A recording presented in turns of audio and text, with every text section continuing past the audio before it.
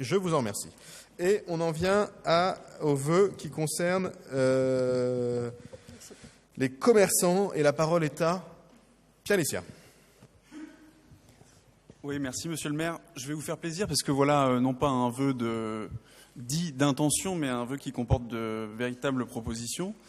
Lors de notre dernier conseil d'arrondissement, mes collègues Pierre-Yves Bournazel et Christian Honoré vous avez interpellé quant à l'indemnisation des commerçants qui, en raison des multiples installations de campements sauvages de migrants depuis 2 ans et demi dans l'arrondissement, ont enregistré des pertes de chiffre d'affaires souvent considérables. Je me permets aujourd'hui de revenir sur cette demande, et cela pour 2 raisons. D'abord parce que la réponse que vous nous avez apportée était non seulement insatisfaisante, mais surtout mensongère et irrespectueuse des commerçants, dans la mesure où vous avez affirmé qu'aucun des commerçants de Pajol, en l'occurrence, n'avait formulé de telles demandes, ce qui est complètement faux. Ensuite, deuxième raison, parce que je fais de cette question, ainsi que mes collègues de groupe, une question de principe. Ce sont des gens, les commerçants de ces quartiers-là, qui se battent au quotidien pour faire vivre le commerce de proximité, là où c'est souvent difficile et là où leur présence est plus que précieuse. Il faut donc les soutenir et, autant que faire se peut, les aider. Les commerçants n'ont pas à payer ni pour les insuffisances de l'État en matière d'hébergement d'urgence, ni pour les inconséquences de Mme Hidalgo, qui répète à l'envi que les migrants sont les bienvenus à Paris, alors même que les mairies d'arrondissement, et particulièrement la mairie du 18e arrondissement, sont particulièrement démunies face à cet afflux. Vous le savez, ces campements illégaux de migrants ont fortement perturbé la vie de nos quartiers, particulièrement dans l'est du 18e, mais pas seulement, puisque le parvis de la mairie du 18e avait lui-même été occupé quelques semaines en septembre 2015. Et ces occupations ont causé de nombreux désagréments, d'abord pour les riverains évidemment, mais aussi pour les commerçants qui, pour ceux qui étaient à proximité immédiate des campements, ont enregistré des pertes de plusieurs dizaines de milliers d'euros, comme ce fut le cas pour de nombreux commerçants de Pajol. Puisque je le dis et je le redis, mais certains des commerçants ont, notamment en 2014, ouvert pour des journées où ils n'enregistraient que 12 euros de chiffre d'affaires sur la journée. D'autres ont carrément préféré fermer boutique, comme ce fut le cas cette année pour le bar Le Guantanamera, qui a évalué ses pertes à 80 000 euros. Et enfin, j'en termine avec les exemples. En 2014, la petite sandwicherie French Touch n'a pas supporté les semaines d'occupation et a été contrainte de déposer le bilan. Je profite également d'avoir la parole pour rappeler que un camp de migrants n'étant pas qualifié comme étant un cas de sinistre par les compagnies d'assurance, aucun des établissements concernés n'a eu droit à une quelconque indemnisation. Alors, monsieur le maire, il nous arrive souvent de voter en conseil d'arrondissement des indemnisations pour des commerces, pour des cafetiers, qui sont situés à proximité de chantiers, de tramways ou de métros, et cela parce qu'ils n'ont pas à payer pour des décisions qui ne leur appartiennent pas. Alors, pourquoi ne pas le faire pour ces commerçants ? C'est d'ailleurs une demande, et je le redis, qui vous a été formulée déjà, contrairement à ce que vous avez affirmé le mois dernier, puisque vous avez vous-même rencontré une délégation de commerçants à ce sujet à l'été 2014. Alors peut-être ne vous en souvenez-vous plus, mais en tout cas, c'est ce qu'ils continuent à me répéter, et je préfère les croire. Donc si nous vous demandons de mettre en place une procédure de dédommagement réservée, je le répète, à ces commerçants du 18e qui ont subi un préjudice direct lié à l'installation de campements sauvages de migrants à proximité immédiate de leurs établissements, ça n'est pas pour combler l'intégralité de leurs pertes en 2014 et en 2015, puisqu'on en est conscient, ça ne sera pas possible, et je vais vous dire, eux également. En revanche, ce qu'ils demandent, ce que demandent aujourd'hui les commerçants, c'est un geste, à minima une reconnaissance une reconnaissance par la ville de ce qu'a été leur situation, puisque ce dont ils souffrent le plus, c'est justement de ce manque de reconnaissance et de ce sentiment d'abandon qui, peu à peu, s'est installé. Alors, et j'en conclus, si Paris est solidaire des migrants, je vous propose que Paris le soit aussi pour ses commerces de proximité. Je vous remercie. Merci, je vous rassure sur l'état de ma mémoire.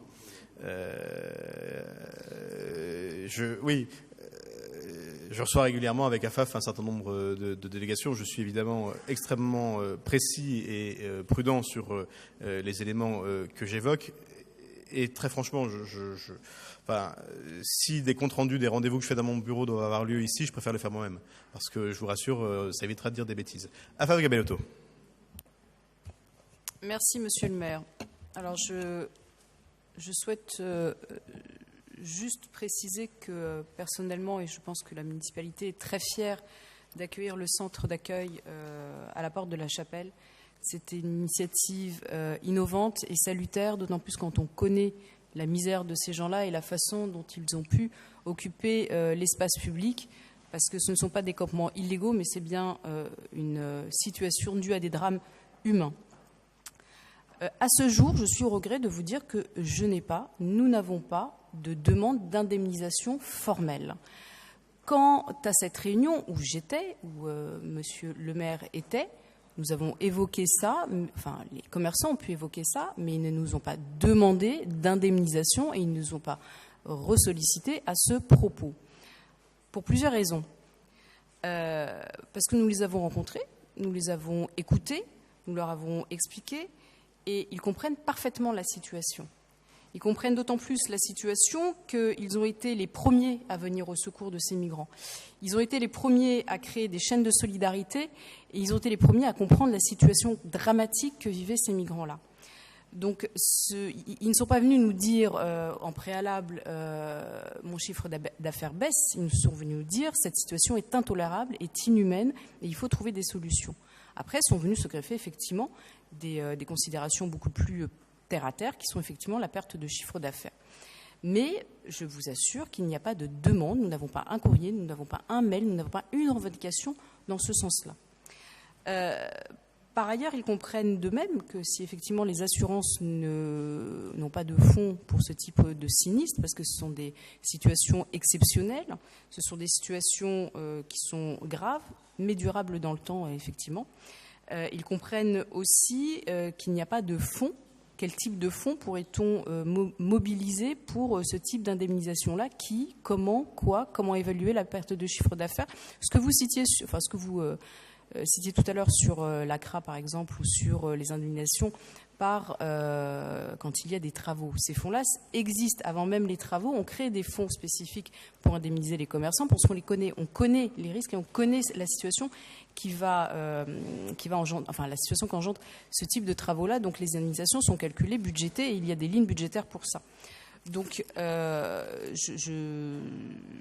peut réfléchir, mais je vous assure qu'aujourd'hui, il n'y a pas de demande de ce type et il y a un raisonnement de la part des commerçants qui est tout à fait sensé et qui est loin d'être totalement cupide ou, enfin, voilà, on n'est pas dans ces réflexions-là avec les commerçants.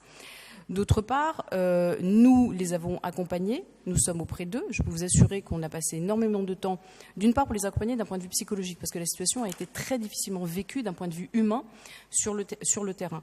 Et on œuvre en permanence depuis à reconsolider leur attractivité, à leur proposer un accompagnement pour les aider à créer de l'animation, à faire revenir la clientèle. Et à plusieurs reprises, on a pu les accompagner sur des manifestations d'occupation de l'espace public. Sur l'esplanade Nathalie Sarraute, ça a été le cas durant cet été. Ça sera le cas encore le 22 où une manifestation aura lieu, mais justement avec le Guantanamera. Donc à mon sens, le Guantanamera n'est pas fermé. C'est pas le cas. Le French Touch ferme, mais pour d'autres raisons qu'il nous a évoquées, parce que je l'ai reçu aussi en tête, donc il a souffert, oui, mais pour une raison qui est différente et qui est plus personnelle, que je n'évoquerai pas là, mais qui est une question de gestion et de gérance.